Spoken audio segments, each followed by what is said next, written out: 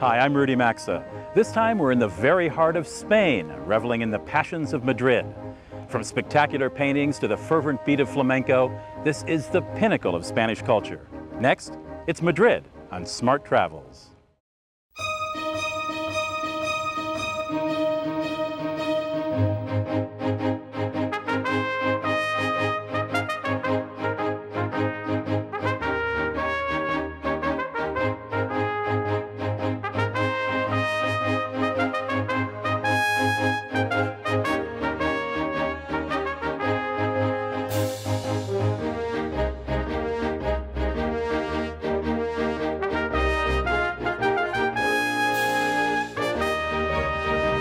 Smart Travels is a grand tour of the old world, the people, places, sights, and distinctly European flavors. Our host is travel writer and columnist Rudy Maxa, Public Radio's original savvy traveler. Now, tips, trips, and secret places on Smart Travels.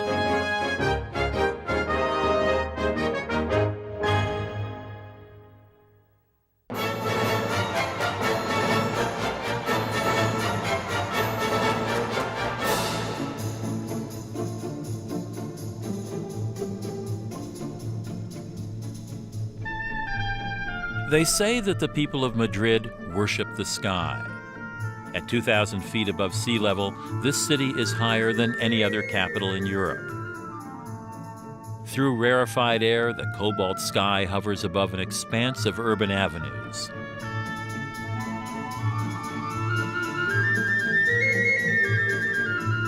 It creates an intensity that compelled great Spanish painters to commit it to canvas, and visitors to marvel at its power.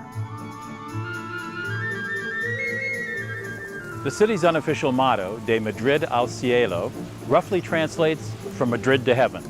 And this is certainly a place that strives for great heights. It's an exuberant capital that delights in chronic sleep deprivation. It's a swashbuckling, do-as-you-please culture that's passionate about modern style and even prouder of grand tradition.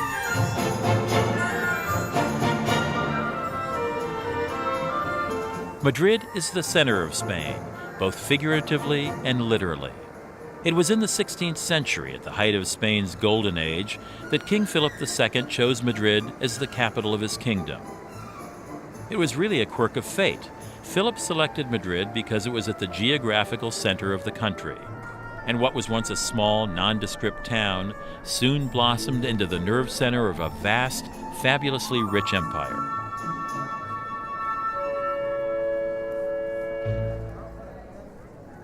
While Madrid is the center of Spain, the Puerta del Sol, or Gate of the Sun, is the center of Madrid.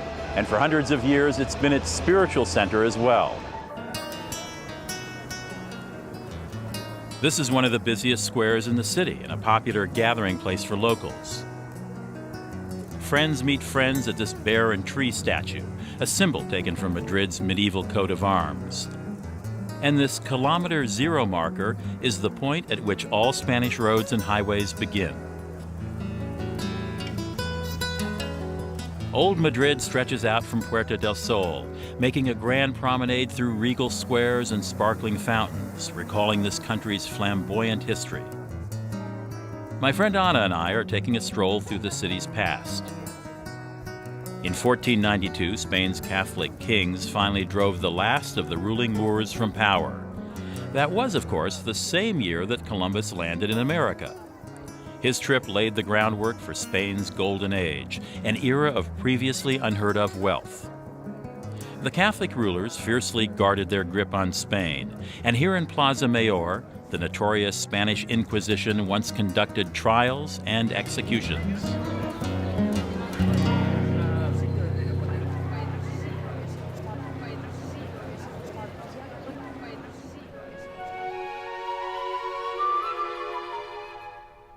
The Royal Palace of Madrid is 2,000 rooms of imperial lavishness that serves as the official residence of the King of Spain.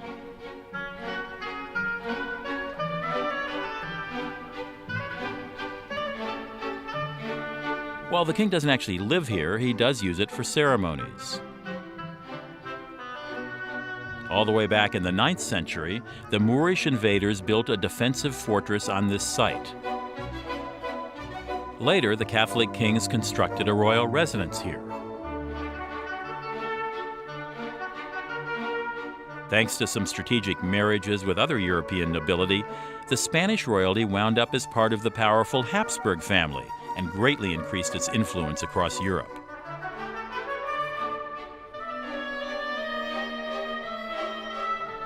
During Spain's heyday, vast rivers of gold and riches flowed in from the New World colonies. When the old castle burned down on Christmas Eve 1734, King Philip V ordered a grand new palace built. Over time, frequent European wars and rebellions cost Spain territory, prestige, and wealth. But the palace's rich decoration and superb paintings reflect this country's former status as the center of a great empire. Madrid and its paintings. For some people, this city is synonymous with great art. A perk of being among the most powerful kingdoms in Europe is the ability to amass a truly superb art collection. Spain's gleaming royal court attracted painters in swarms. And with Habsburg connections and New World riches, the Spanish royalty were like kids in an art candy store. The Prado is Spain's finest museum and one of the best in Europe. It brags of more than 3,000 paintings, a legacy of one of the world's great global powers. The collection features a daunting array of Italian masterpieces, including Titian's Charles V at Mulberg, Botticelli's Story of Nastaggio dei Onesti, and Tintoretto's Washing of the Feet. The Flemish artists are equally impressive, with Hieronymus Bosch's Garden of Earthly Delights and van der Weyden's Descent from the Cross. But there are three names that are most often associated with the Prado and the glory days of Spanish painting. They're El Greco, Velázquez, and Goya.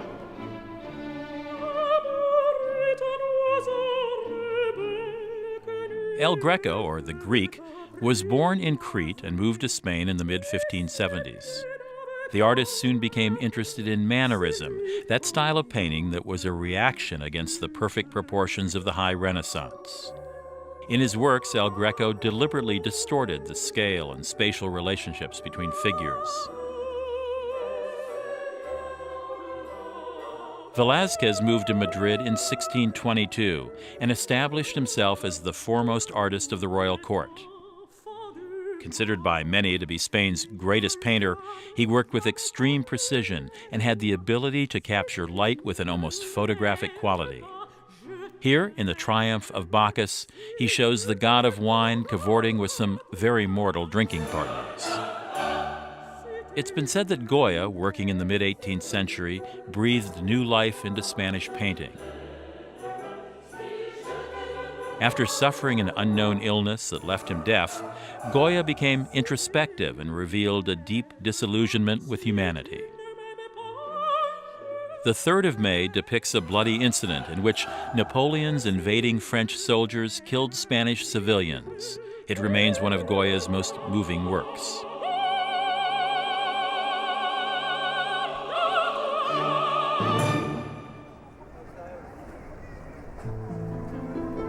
Besides the Prado, Madrid hosts several other terrific museums. The Reina Sofia offers up an outstanding collection of modern art, and the eclectic Thyssen-Bornemisza runs the gamut from classical to modern. But if you're interested in a more intimate glimpse of a Spanish master, head to the northwest side of the city. In the Hermitage of San Antonio de la Florida, you'll find one of Goya's more remarkable works. The lavishly beautiful fresco covering the building's dome and cupola has been called Goya's Sistine Chapel. The artist toiled from morning to night for 16 weeks to create this masterpiece. In his depictions of the miracles of St. Anthony, Goya irritated local nobles by including elements of common street life, such as beggars, prostitutes, and stoneworkers.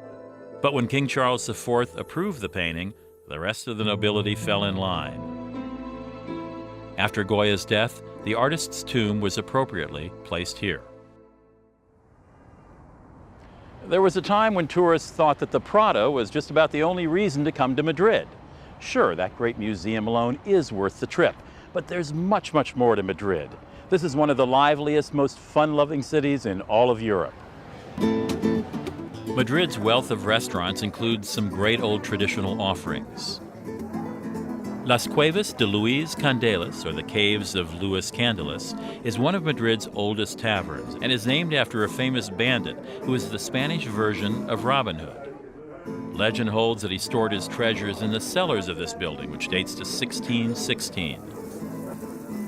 The restaurant serves up the kind of hearty grilled dishes that once satisfied the stonemasons who built this restaurant's sturdy walls.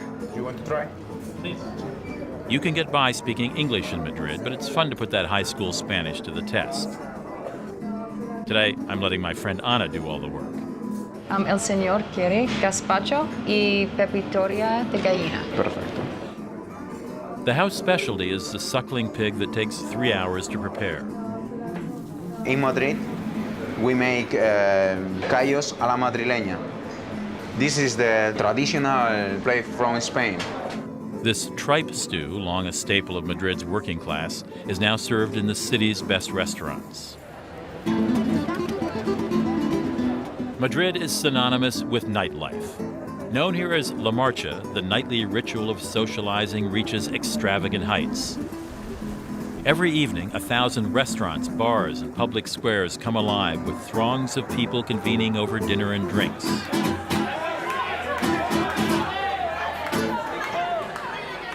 To the rest of Spain, the people of Madrid are known as Los Gatos, or the Cats, because of their nocturnal ways. They seldom eat dinner here before 10 o'clock. They usually hit the nightclubs after midnight. Visitors sometimes wonder if there isn't some unwritten law that says that locals must spend evenings away from home.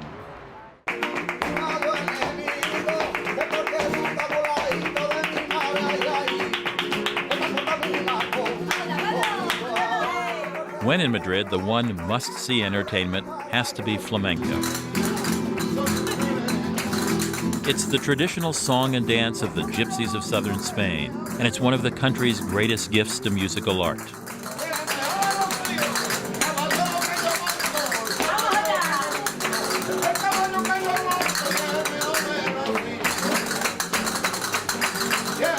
Flamenco evolved over the years to include elements of Moorish influence. And in the 19th century, it was all the rage with the Café Society crowd.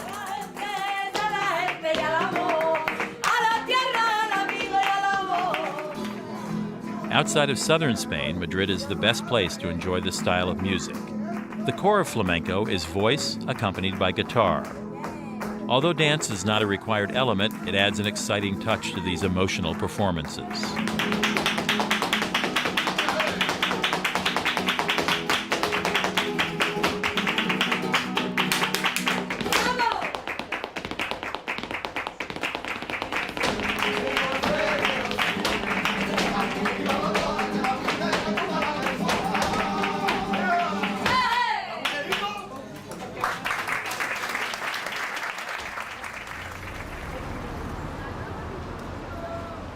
Madrid's range of accommodations covers everything from inexpensive hostels and pensions to the ultimate in luxury hotels. Those in search of truly majestic accommodations can do no better than the Hotel Ritz. Located across the street from the Prado, this is a home away from home for European royalty. At the beginning of the last century, King Alfonso XIII returned from a trip through Europe inspired by the palaces that he had visited. The king aimed to build a luxury hotel that would rival those of other great European cities, and enlisted Cesar Ritz to personally supervise its construction. Even if a room here doesn't fit into your budget, you can still stop in for a cool drink and enjoy the hotel's genteel style.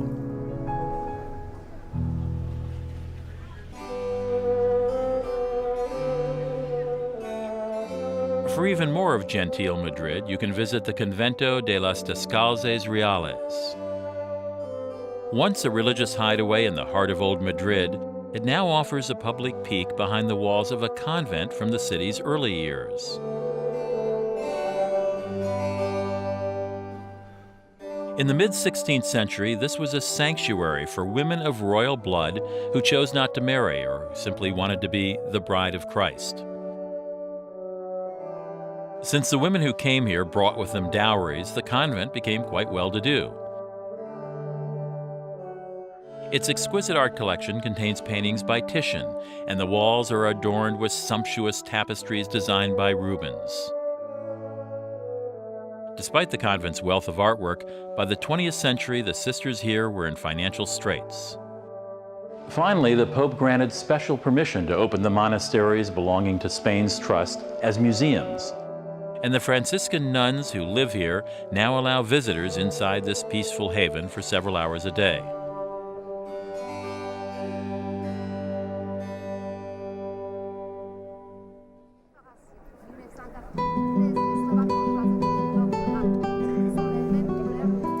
Tapestries have always been important to Madrid's upper class. In 1720, Philip V established the Royal Tapestry Factory to cater to the Spanish nobility's appetite for the finer things in life. Here, some 70 workers produced tapestries and carpets using 200-year-old techniques. The centuries-old process of making exquisite, not to mention expensive tapestries, is still expertly carried out. The factory's most famous employee was none other than the artist Goya himself, who was hired to create drawings, or cartoons as they're called here, on which the tapestry patterns were based. Well, Goya in the 18th century painting sketches to make tapestries. And they are preparing in this loom on the left, they are preparing a work to make one tapestry from Goya. Although it was considered somewhat menial work, Goya's drawings provided him a reasonable living for about 20 years. Today, the government and private customers often bring antique carpets and tapestries here for restoration. To match the colors is difficult because sometimes the carpet, it was made in the 18th and the 19th century. The royal tapestry workers use special techniques to return these valuable pieces to their former glory.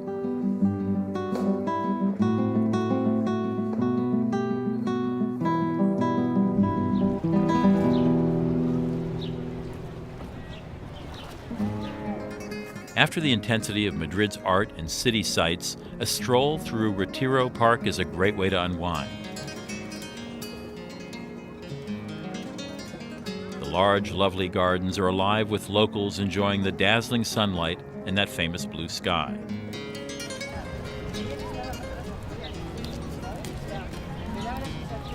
With its high altitude and landlocked geography, Madrid often experiences weather extremes. In summer, it swelters under unrelenting heat, and the winters can be bitterly cold. So choose your vacation time judiciously. May and October are ideal times to visit Madrid, when the climate's generally warm and dry. At Retiro, you can rent a boat and while away the afternoon. Once part of a royal estate, this park is now one of the great democratic symbols of the city. After its golden age, Madrid saw several hundred years of slow decline. Much of the last century was spent under the thumb of Franco's fascist regime. But with Franco's death in 1975, Madrid experienced an economic and creative rebirth.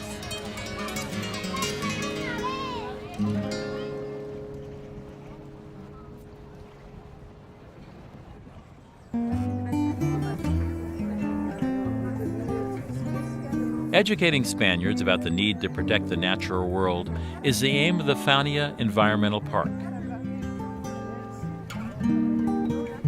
Yes, you might be surprised to find a polar habitat right here in the heart of Spain. Faunia, several miles outside the city center, isn't a conventional zoo. It's a collection of conservatories that mimic different ecosystems. Here, more than 4,000 animals live among 72,000 trees and shrubs. The park uses special technology to recreate the world's major climatic zones.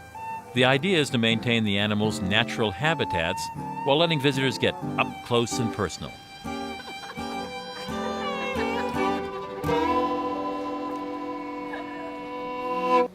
One of the great things about Madrid is its location. Fascinating sights ring the city, and there are several easy side trips that you can make from here. There's El Escorial, beautiful Segovia, and the walled city of Avila, to name a few. But if you have time for just one side trip, I'd recommend Toledo. This fortified hilltop city that was once Spain's capital exudes history and art. As an urban center for more than 2,000 years, Toledo has a striking cultural character. Simply wandering along its narrow, cobbled streets might be the best way to appreciate the city. There was an important prehistoric settlement here, even when the Romans arrived in the 2nd century BC. Later, the Visigoths came and claimed this as the seat of their kingdom. By the 8th century, the conquering Moors established Toledo as a great center of education and religion. Because the Moors were unusually tolerant of other religions, Toledo provided a rare example of Jews, Christians, and Muslims living side by side. The town grew into a prosperous and culturally rich center. But after the Catholic kings overthrew the Moors, Toledo fell under a cloud of religious intolerance. Both Muslims and Jews were eventually expelled from the area. Toledo's pride is its huge cathedral, built in stages between 1226 and 1493. The cathedral's massive dimensions reflect its status as the country's spiritual symbol. The interior is awash in stunning decoration and works by famous artists. The sacristy holds El Greco's painting of the Denuding of Christ, which the artist painted especially for the cathedral.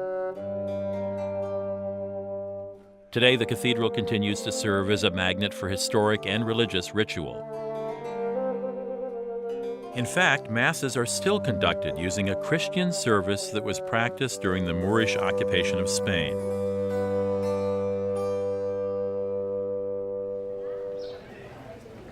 Toledo is a goldmine for jewelry lovers who will find endless shops advertising Damascene. For centuries, the Egyptians, Greeks, and Romans practiced this art of interlacing gold and silver thread onto iron. The technique was later introduced into Spain by the Moors. This is the kind of jewelry that Toledo is famous for, and it's been around since the Moors were here. They first take a piece of steel that's dipped into acid. They encrust it with designs, and then later they put pieces of either 18 karat, 24 karat, and silver thread, and it's all encrusted by hand. One needs to have extremely good vision and extremely steady hands. It could take me a lifetime. For years, Toledo traded on its reputation as a consummate sword-making center. From the 15th to 17th centuries, a prominent blade-making industry flourished here, and even today, the city still supplies filmmakers and collectors around the world with weaponry. Medieval swordsmen knew that the outcome of a fight depended not only on the fighter's personal ability, but also on the quality of his weapon. And the exceptional hardness of Toledo swords made them the most desired weapons in the world.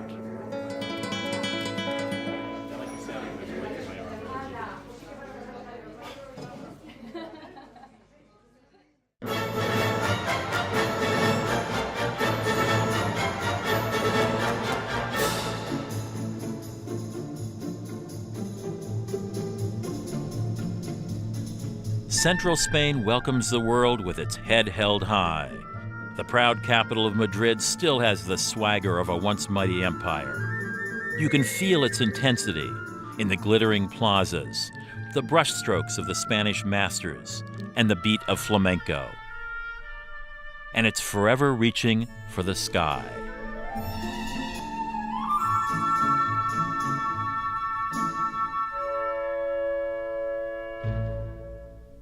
As they say here in Spain, from Madrid to heaven. If you're ready to experience Spanish culture on a truly grand scale, then this is your kind of town. I'm Rudy Maxa. Hasta luego.